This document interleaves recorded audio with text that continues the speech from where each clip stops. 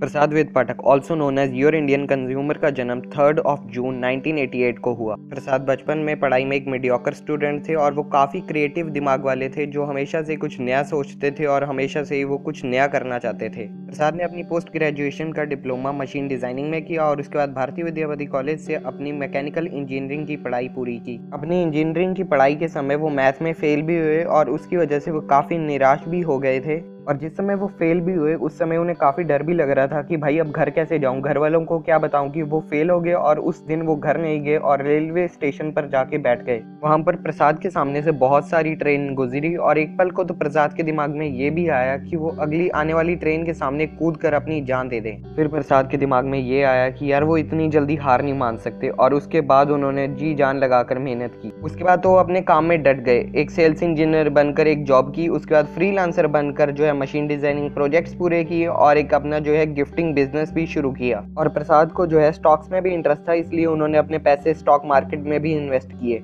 और उस समय प्रसाद अपने भाई के साथ मिलकर YouTube पर वीडियोस भी डालते थे, पर उस समय प्रसाद YouTube को एज ए अपना करियर नहीं मानते थे। उन्हें एक भरोसेमंद जॉब चाहिए थी और ये सब करते करते अभी तक उन्हें एक भरोसेमंद जॉब नहीं मिली थी। और इसी सब के बीच में प्रसाद अपना थोड़ा बहुत टाइम निकालकर एक लड़की से मिलने जाया करते थे जो बचपन में उनकी क्लासमेट थी और आज उनकी वाइफ है, तो वो अपना थोड़ा बहुत टाइम निकालकर उनके साथ अपना टाइम स्पेंड करते थे। और एक दिन प्रसाद भाई ने हिम्मत करके उन्हें प्रपोज भी कर दिया था। और गाइज उसके बाद क्या था, हो गई शादी। तो गाइज अब ये सब बात हुई प्रसाद सर के पर्सनल लाइफ के बारे में। अब बात करते हैं उनके यूट्यूब करियर के बारे में कि कैसे उन्होंने अपना यूट्यूब चैनल स्टार्ट किया।